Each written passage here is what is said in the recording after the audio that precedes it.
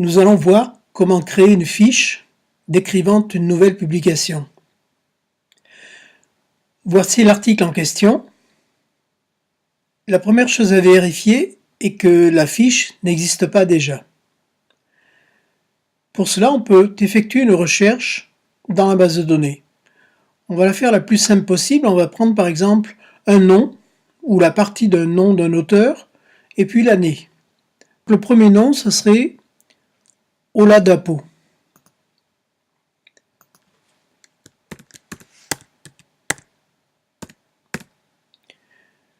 Donc recherche. Eh bien, je trouve déjà 2 articles correspondant à cet auteur. Mais les titres des articles sont différents et les années de publication, 2015, sont différentes. Donc je suis tranquille, je peux créer cette nouvelle fiche.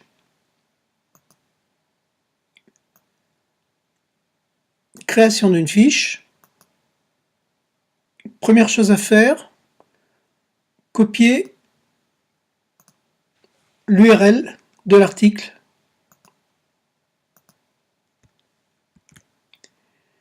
et copier le DOI. Donc le DOI, je vais l'attraper ici. Je prends la partie DOI purement, ça s'arrête juste après doi.org, ici.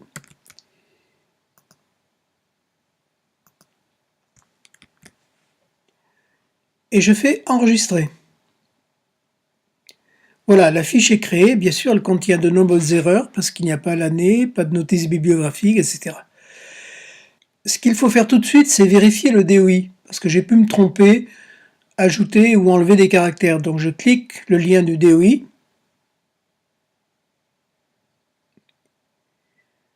Le lien du DOI aboutit exactement à la même page.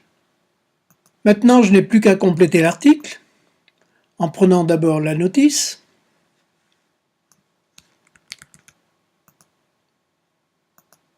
Collage de la notice.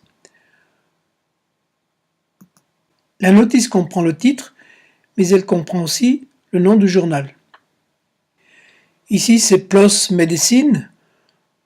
Je n'ai pas de numéro de volume ni de page. Pour l'instant, c'est une publication uniquement numérique.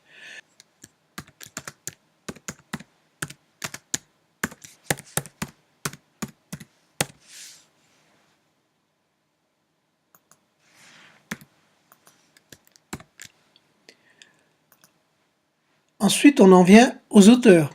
Alors ici, il y a une liste d'auteurs qui est incomplète. Donc on va demander à tous les voir. Il est important d'essayer de mettre tous les noms d'auteurs parce que ça facilitera les recherches ultérieures. Donc je vais simplement copier la liste des auteurs.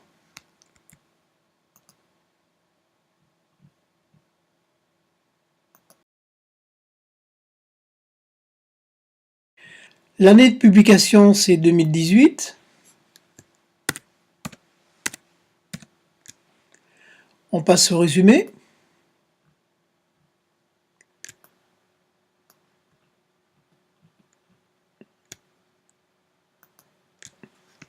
Copier. Coller. Il faut faire attention de coller le résumé anglais dans la partie Abstract.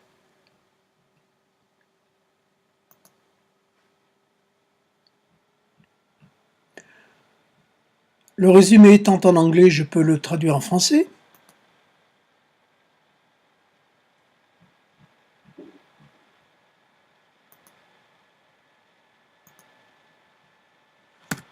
Alors ici, on voit que, par exemple, certains symboles, 1 cm par heure, vous voyez que le slash a été remplacé par 2 signes soulignés.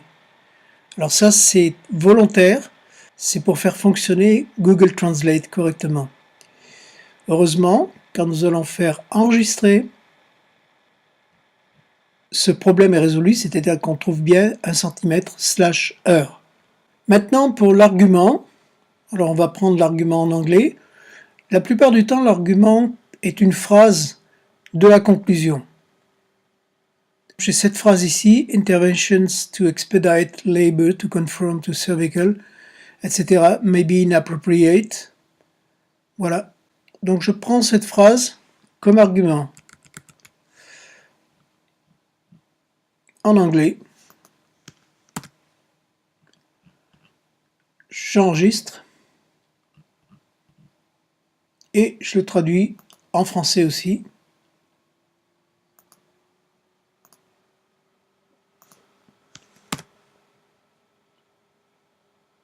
Voilà. Alors ici aussi, on voit que le 1 cm/heure n'a pas été encodé correctement, mais une fois qu'on a enregistré, ce problème est corrigé automatiquement. Traduction en portugais.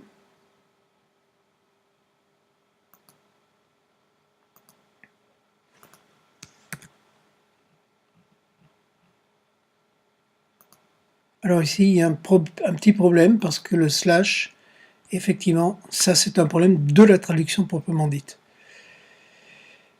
Et maintenant, les mots-clés, eh bien, il s'agit en fait de durée du travail,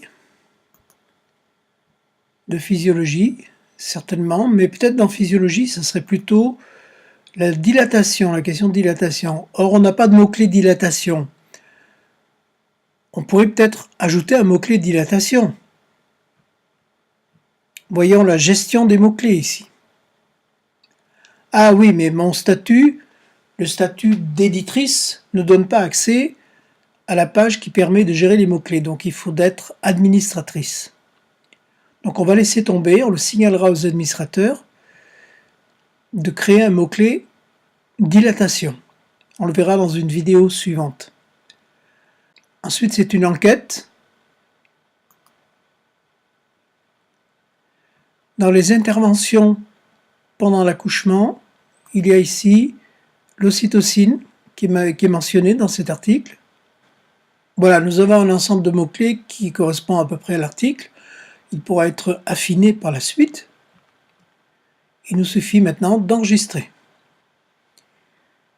Dernier point, ajouter le texte intégral en PDF. Alors ici, nous ne faisons pas un travail de documentaliste. D'ailleurs, vous pourrez remarquer que les notices bibliographiques ne sont pas du tout standards. Elles varient un petit peu d'une publication à l'autre, mais ces variations ne sont pas graves dans la recherche d'un article. Nous faisons plutôt un travail d'archiviste, c'est-à-dire que nous souhaitons retrouver ces articles après plusieurs années. Donc il se peut que le PDF soit disponible maintenant, mais que dans quelques années, il ne soit plus accessible. Donc il est prudent de conserver le PDF dans la base de données. Ici, le PDF est en libre accès.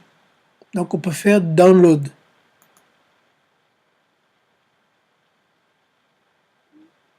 Voilà, le PDF a été sauvegardé.